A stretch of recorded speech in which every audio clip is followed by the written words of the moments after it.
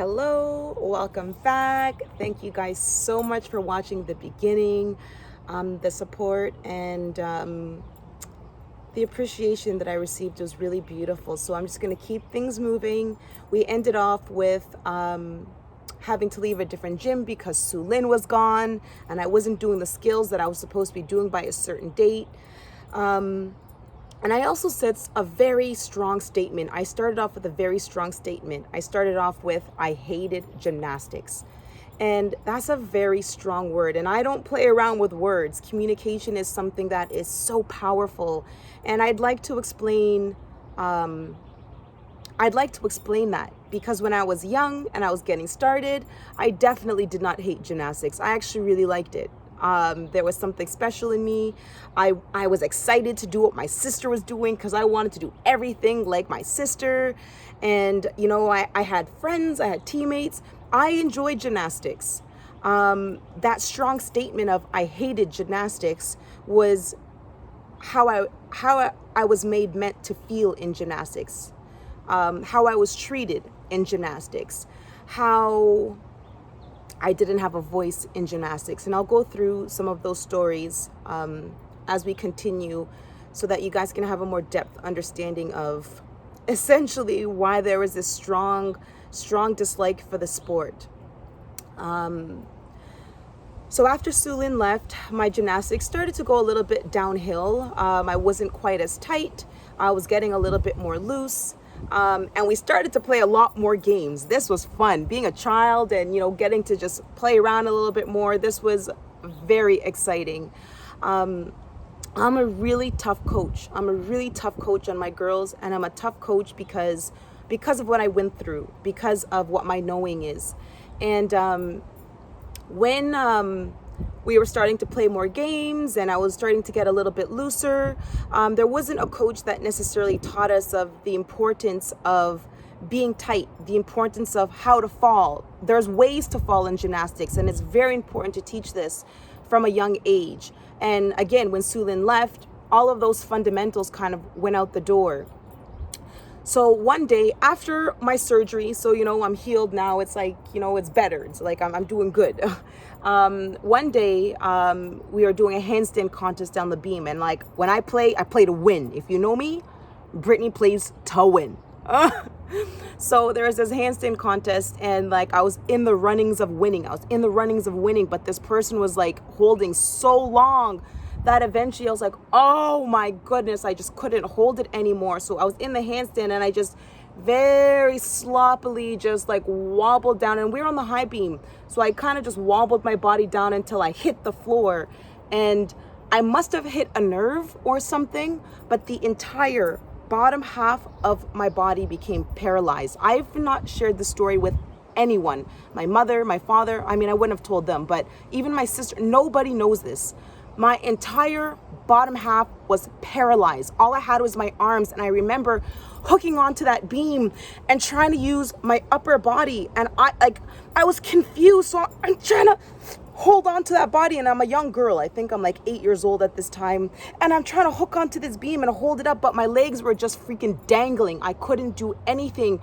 And then I had a flash of the hospital beds and all these different things. And I was like, oh, heck no, we're not going there. I took a deep breath.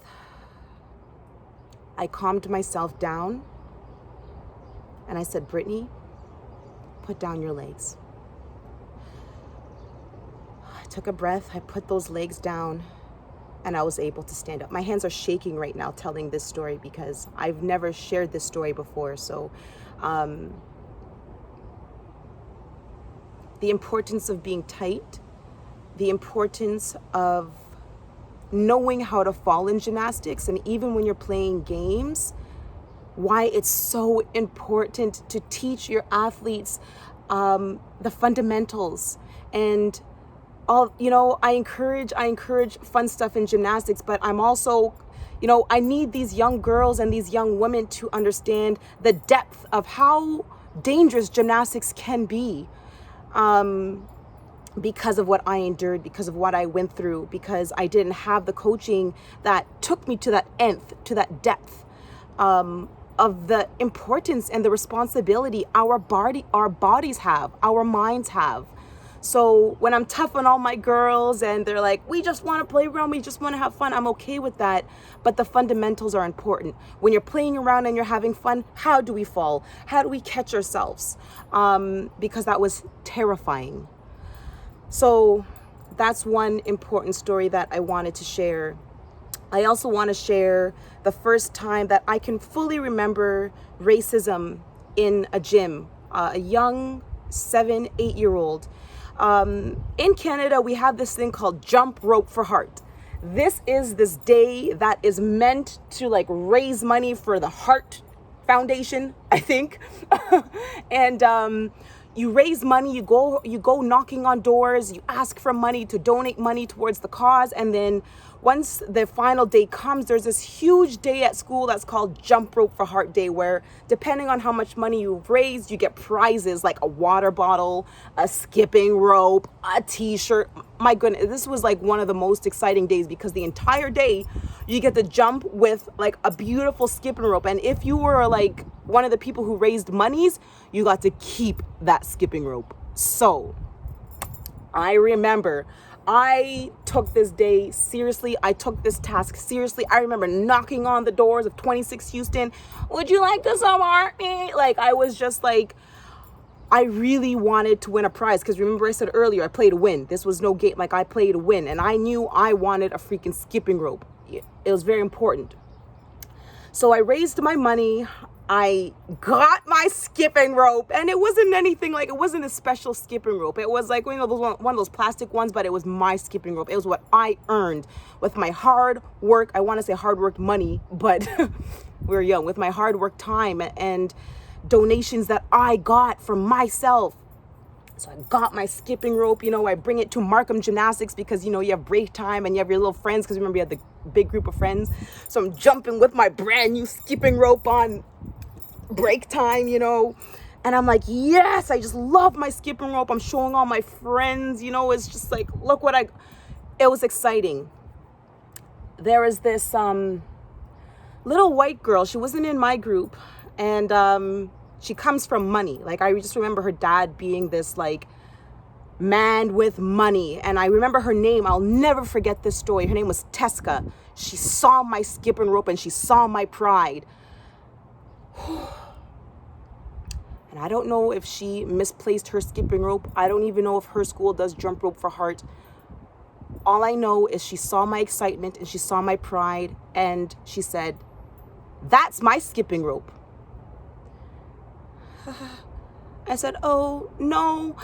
You know, and I'm so excited and explaining my story. She said, "Well, I can't find mine. That's my skipping rope." And I'm like, what do I do? What do I say? And you know, white people, like, they're not afraid to talk. They're not afraid to stand up for what they want. So she took it right away to the owner. She went, you know, she's crying, "Charlene," because she's the owner of the club. She was the owner, or she thinks she still is the owner of Markham Gymnastics Club. "Brittany stole my skipping rope, you know, XYZ. And she's crying with her big blue crystal eyes. And I'm sitting here with my prized possession in my hand. And I'm like, what's happening here? Like, I put so much into this. And there is so much underlying racism in this world that is covered up in such a beautiful way in Canada. Charlene came up to me and she didn't even ask me questions. She came into me and started to interrogate me. She came up to this young black girl and just started interrogating me. I'm sure status was a big thing in there, and this is just my perception. I'm sure she knew that Teska's dad would probably do something to her, you know, threaten her, like, "Look, what did you do to my daughter?" And, you know, he could take it somewhere. Whereas Brittany, you know, this young black girl, what are her parents really gonna do? She just came up to me and started interrogating me when I'm like dumbfounded right now. So, is that Teska's skipping rope? Brittany, and I, like, you know, she was trying to say it in a nice way. I'm frustrated right now, but she was just like, "Brittany, is this Teska's skipping rope?" And what? You didn't even ask if it was mine. And Teska's standing there with her big blue eyes just staring at me. And I'm like, no, it's mine. And I'm holding on to my baby. And she's like, I don't know what to tell you. Teska can't find hers. You guys must have one that looks exactly the same. And I don't know the situation, but since, she's looking like how she's looking, that Charlene took my skipping rope from my hand and placed it into Teska's hand without even giving me a say. It broke my heart. I mean, I always knew I was different, but I worked really hard for that skipping rope. I worked really hard. I put in all that time, and this young white girl was able to just make up her own story and win the case without giving a young black girl a chance to even speak up. Even if I wanted to speak up because I was going to speak to Charlene, she didn't even give me the opportunity. So, status, white versus black, money. Teska came from a very wealthy family. Even though Charlene is white, that sense of fear of a wealthy white man coming in with an issue about his daughter was something that Charlene feared. And Brittany, black parents, the majority of the black parents in that gym, I'm being honest, were struggling. I mean, there were black people in that gym, especially, when levels are lower, you'll see some black kids in the gym, but they were working, 2 jobs, and they were pushing. We had to work for it. Whereas, the white families, they sat a little bit more comfortably. So status, race, all these different things played into a factor of gymnastics, of athletes, of who we were as young girls, 7, 8, 9 years old, 6 years old. It all played a part. And that was my real first understanding of what I'm going to be really getting into. Yeah, I might have this talent. Yes, I might have these abilities, but I worked so hard for that, and it was just taken from me. And it seems small. It seems small about the skipping rope, about working so hard and getting it taken away from you on the bigger scale, which was what my life was going into. Working so hard on the Canadian National Gymnastics team and having that snatched away from me without me having a say.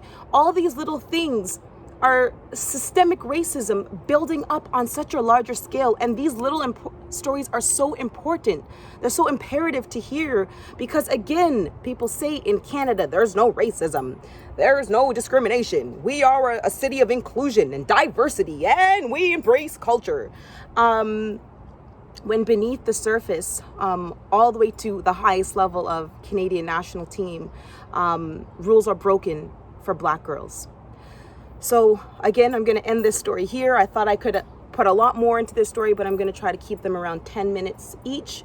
So this one, status, racism, and the importance of the fundamentals of gymnastics, the importance of tightness, the importance of understanding the ways of understanding your body and understanding your mind. Thank you for listening, and more stories to come through to the next stage of moving on to a different gym.